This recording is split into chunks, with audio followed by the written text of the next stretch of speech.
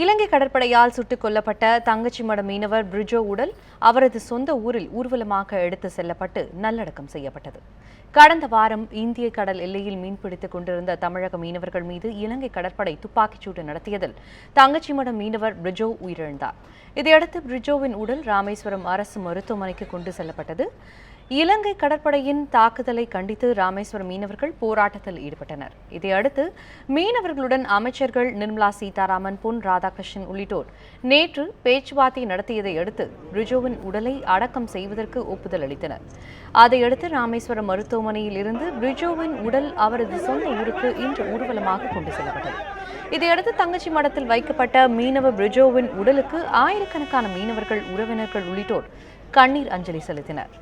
இதைத் தொடர்ந்து அவரது உடல் ஊர்வலமாக எடுத்து செல்லப்பட்டு நல்லடக்கம் செய்யப்பட்டது. ராமேஸ்வரம் தங்கச்சி மடத்தில் நடைபெற்று வந்த மீனவர்கள் போராட்டம் தற்காலிகமாக நிறுத்தி வைக்கப்படுவதாக போராட்டக் குழுவினர் தெரிவித்துள்ளனர். இலங்கை கடற்படையினரால் சுட்டுக் கொல்லப்பட்ட மீனவ பிரிஜோவின் உடல் இன்று அவரது சொந்த ஊரில் அடக்கம் செய்யப்பட்டது. இதையடுத்து செய்தியாளர்களிடம் பேசிய மீனவ சங்க தலைவர் ஜெயசுராஜ், போராட்டம் தற்காலிகமாக வாபஸ் பெறப்படுவதாக தெரிவித்தார். வரும் 20ஆம் தேதி இந்திய வெளியுறவுத்துறை செயலாளரை சந்தித்து மீனவர்களின் பிரச்சினைகள் பற்றி பேச உள்ளதாக தெரிவித்த அவர், வேலைநிறுத்த போராட்டம் தொடர்ந்து நடைபெறும் என்று கூறினார். வருகின்ற 20ஆம் தேதி டெல்லியில் வெளியுறவுத்துறை செயலாளரை சந்திக்கிறதுக்கு ஏற்பாடு செஞ்சு நாங்கள் இங்கே தமிழ்நாட்டிலேருந்து ஒரு குழு போய் இந்த 34 வருட இலங்கை கடற்படை தமிழக மீனவர்கள் பிரச்சனைக்கு ஒரு நிரந்தர தீர்வு காண்ற வகையில் நாங்கள் தயாராகி கொண்டிருக்கிறோம். அதனால் அவரது உடலை வாங்கி நாங்கள் இன்று நல்லடக்கம் செய்து இந்த போராட்டத்தை தற்காலிகமாக ஒத்தி வச்சுட்டு அந்த டெல்லி போயிட்டு எங்களுடைய முறிவுகள் தெரிந்ததுக்கப்புறம் அனைத்து மீனவ அமைப்புகள் ஒன்று கூடி இந்த போராட்டத்தை இறுதி கட்டத்தை முடிவு நாங்கள் சொல்லுவோம். கச்சத்தீவை இலங்கைக்கு தாரை வார்க்க கருணாநிதிக்கு இந்திரா காந்தி பணம் கொடுத்ததாக பாஜக மூத்த தலைவர் சுப்பிரமணியன் சுவாமி குற்றம் சாட்டியுள்ளார். இந்திய கடல் பகுதியில் மீன் பிடிக்க செல்லும் தமிழக மீனவர்கள் மீது இலங்கை கடற்படை அவ்வப்போது தாக்குதல் நடத்துகிறது. மீனவர்கள் கைது செய்யப்படுவதும் அவர்களின் படகுகள் கைப்பற்றப்படுவதும் தொடர்கதையாகியுள்ளன. இந்த நிலையில் இலங்கை கடற்படையால் ராமேஸ்வரம் மீனவர் பிரிஜோ சுட்டுக் கொல்லப்பட்டது அதிர்வலைகளை ஏற்படுத்தியுள்ளது. அதனால் கச்சத்தீவை மீட்க வேண்டும் என தமிழக மீனவர்களிடையே மீண்டும் கோரிக்கை வலுப்பெற்றுள்ளது. இந்த நிலையில் சென்னையில் கச்சத்தீவு குறித்து கருத்து தெரிவித்த பாஜக மூத்த தலைவர் சுப்பிரமணியன் சுவாமி, கச்சத்தீவை இலங்கைக்கு தாரை வார்க்க அப்போதைய முதல்வர் கருணாநிதிக்கு அப்போது பிரதமராக இருந்த இந்திரா காந்தி பணம் கொடுத்ததாக குற்றம் சாட்டியுள்ளார். கச்சத்தீவு விவகாரத்தில் திமுக மன்னிப்பு கோரினால் கச்சத்தீவை மீட்க தாம் போராடுவதாகவும் அவர் கூறினார். மேலும் இலங்கை கடற்பகுதியில் தமிழக மீனவர்கள் 3 ஆண்டுகளுக்கு மீன்பிடிக்க மத்திய அரசு ஒப்பந்தம் செய்ய வேண்டும் என்றும் சுப்பிரமணியன் சுவாமி வலியுறுத்தியுள்ளார். அது கருணாநிதி கொடுத்து கையெழுத்து போட்டு கொடுத்துட்டாரு. அவர்கிட்ட முதல்ல டிஎம்கே கேளுங்க. 1974 கருணாநிதி நான் நினைக்கிறேன் இந்திரா காந்தி கொஞ்சம் பணம் கொடுத்துருக்காரு. அவருக்கு அந்த பண ஆசையில் ஒத்துட்டாரு. எதிர்பார்க்கலையே. அவருக்கு இப்போ மக்கள் மத்தியில் பொதுவாக மன்னிப்பு கேட்க வேண்டும், இல்லாத திராவிட முன்னேற்ற கழகம் சார்பாக மன்னிப்பு கேட்க வேண்டும். காஞ்சிபுரம் மாவட்டம் மணிமங்கலம் ஏரியில் குடிமராமத்து பணிகளை முதலமைச்சர் எடப்பாடி பழனிசாமி இன்று தொடங்கி வைத்தார். தமிழகம் முழுவதும் ஏரி குளங்களை 100 கோடி ரூபாய் மதிப்பில் தூர்வாரப்படும் என தமிழக அரசு அறிவித்திருந்தது. இதன்படி 100 கோடி ரூபாய் மதிப்பில் 30 மாவட்டங்களில் உள்ள 1519 ஏரி குளங்களை தூர்வாரும் குடிமராமத்து திட்டம் இன்று தொடங்கப்பட்டது. இதன் தொடக்கப் பணியை தாம்பரம் அருகேயுள்ள மணிமங்கலம் ஏரியில் தூர்வாரி முதலமைச்சர் எடப்பாடி பழனிசாமி தொடங்கி வைத்தார். மாண்புமிகு இதயம் புரட்சித் தலைவர் அம்மாவுடைய அரசு குடிமராமத்து திட்டப் பணிகள் முதலாக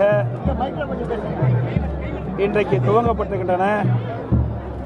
தமிழகத்தில் 1519 ஏரிகளில் 100 கோடி ரூபாய் மதிப்பீட்டில் இந்த பணிகள் இன்றைய தினம் துவக்கப்பட்டுள்ளன. இந்த குடிமராமத்து திட்டப் பணிகள் மூலமாக ஏரிகள் தூர்வாரப்படுகின்றன. வரத்து வாய்க்கால்கள், கால்வாய்கள் சீரமைக்கப்படுகின்றன, மதகுகள் சீரமைக்கப்படுகின்றன, கரைகள் பலப்படுத்தப்படுகின்றன. இதனால் மழைக்காலங்களில் பெய்கின்ற மழை நீர் அதிக அளவிலே சேமித்து வைக்கப்பட்டு நிலத்தடி நீர் செறிவூட்டப்பட்டு விவசாயிகளுக்கு தேவையான நீர் கிடைப்பதற்கு வழிவகை செய்யப்பட்டுள்ளது. இதனால் விவசாயிகள் பெரிதும் பயன்பெறுவார்கள். மேலும் இத்திட்டத்திற்கு கூடுதலான நிதி ஒதுக்கீடு செய்யப்படும் என்பதையும் இந்த தருணத்திலே தெரிவித்துக் கொள்கின்றேன். ஆறுகளும் தூர்வாதற்குண்டான நடவடிக்கை அரசு மேற்கொள்வதற்கு பரிசீலித்து வருகிறது. ஏரி ஆக்கிரமிப்புகளை ஆங்காங்கே ஆக்கிரமிப்புகளை அகற்றுவதற்குண்டான நடவடிக்கை அரசு எடுத்து வருகிறது. மேலும் அதிகமான கூடுதல் கவனம் இதில் செலுத்தப்படும். எவ்வளவு நாள் காலக்கெடு சார்? எவ்வளவு நாள் பண்ண போறீங்க? இந்த ஒர்க் எவ்வளவு நாள் முடிக்கிற மாதிரி பிளான் பண்ணிருக்கீங்க? இப்பொழுது தொடர்ந்து ஆங்காங்கே ஆக்கிரமிப்புகளை அகற்றப்பட்டு வருகிறது. கூடிய விரைவில் அந்த நீர்நிலைகளில் இருக்கின்ற ஆக்கிரமிப்புகளை அகற்றுவதற்கு அரசு அனைத்து நடவடிக்கையும் எடுத்து வருகிறது. இந்த குடிமராமத்து பணிகள் இந்த பணிகளை பொறுத்த வரைக்கும் முழுக்க விவசாயிகள் ஆங்காங்கே இருக்கின்ற விவசாயிகள் குழுக்களை வைத்து அரசு உதவியுடன் இந்த திட்டம் மேற்கொள்ளப்படுகிறது. இந்த காலக்கெடு சென்னை ஆர்கே நகர் தொகுதியில் போட்டியிடும் வேட்பாளர் குறித்து 3 நாட்களுக்குள் அறிவிக்கப்படும் என்று ஓ பன்னீர்செல்வம் அணியை சேர்ந்த கே பாண்டியராஜன் தெரிவித்துள்ளார். இது தொடர்பாக சென்னையில் ஓ பன்னீர்செல்வத்தின் இல்லத்தில் செய்தியாளர்களை சந்தித்த பாண்டியராஜன், பொதுமக்களின் ஆதரவு 100% தங்கள் பக்கம் உள்ளதால் இந்த தேர்தலில் தங்கள் அணியை சேர்ந்த வேட்பாளர் வெற்றி பெறுவார் என்று கூறினார். மேலும் இந்த இடைத்தேர்தல் மூலமாக தங்களுடைய பலத்தை நிரூபிப்போம் என்றும் அவர் தெரிவித்தார். எங்களை பொறுத்த வரைக்கும் அனைத்து இந்திய அண்ணா திராவிட முன்னேற்ற கழகம் சார்பில் வேட்பாளர் அறிவிக்கப்படுவார். அந்த வேட்பாளர் அண்ணன் OPS அவர்கள் தலைமையில் இயங்குகின்ற இந்த குழுவால், ஆட்சி மன்ற குழுவால் அறிவிக்கப்படுவார். வெகு விரைவில் அடுத்த 3-4 நாட்களில் அந்த அறிவிப்பை நீங்கள் எதிர்பார்க்கலாம். அந்த வேட்பாளர் மிகப்பெரிய வித்தியாசத்தில் ஆர்கே நகரில் வெற்றி காண்பார். ஆர்கே நகர் இடைத்தேர்தலில் திமுக சார்பில் போட்டியிடும் வேட்பாளர் நாளை அறிவிக்கப்படுவார் என அந்த கட்சியின் செயல் தலைவர் மு.க. ஸ்டாலின் தெரிவித்துள்ளார். முன்னாள் முதல்வர் ஜெயலலிதா மறைந்ததை அடுத்து காலியான ஆர்கே நகர் தொகுதிக்கு ஏப்ரல் 12ஆம் தேதி இடைத்தேர்தல் நடைபெறுகிறது. இதையடுத்து திமுக சார்பில் போட்டியிடும் வேட்பாளருக்கான விருப்ப மனுக்கள் கடந்த 3 நாட்களாக அந்த கட்சியின் தலைமை அலுவலகத்தில் பெறப்பட்டன. 17 பேர் போட்டியிட விண்ணப்பித்த நிலையில் அவர்களுக்கான நேர்காணல் இன்று திமுக தலைமையகமான அண்ணா அறிவாலயத்தில் நடைபெற்றது.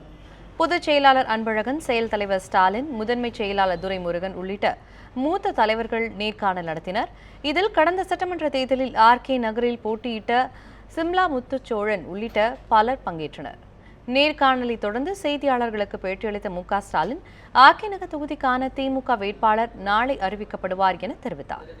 அதிமுக எத்தனை அணிகளாக போட்டியிட்டாலும் திமுக வெற்றி பெறும் என கூறிய ஸ்டாலின், திமுகவுக்கு ஆதரவு தெரிவிக்கும் கட்சிகளை வரவேற்பதாகவும் தெரிவித்தார்.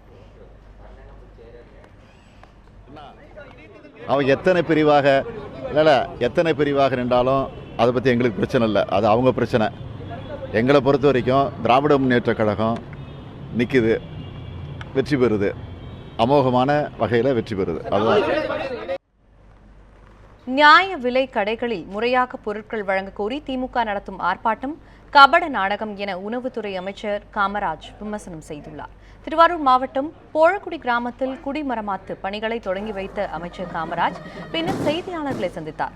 அப்போது அத்தியாவசிய பொருட்களுக்கு தமிழக அரசு டெண்டர் கோரியதை அறிந்து திமுக போராட்டத்தை அறிவித்ததாக அவர் குற்றம் சாட்டினார். இருப்பினும் திமுக நடத்திய ஆர்ப்பாட்டத்திற்கு பொதுமக்கள் ஆதரவு அளிக்கவில்லை என காமராஜ் கூறினார்.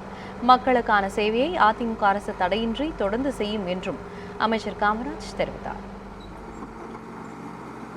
மு.க. ஸ்டாலின் அவர்கள் அறிவிக்கிறார்கள் 13ஆம் தேதி ஒரு போராட்டம் என்று. 2ஆம் தேதி நாங்கள் அறிவித்து விட்டோம். 10ஆம் தேதி டெண்டர் என தெரியும்.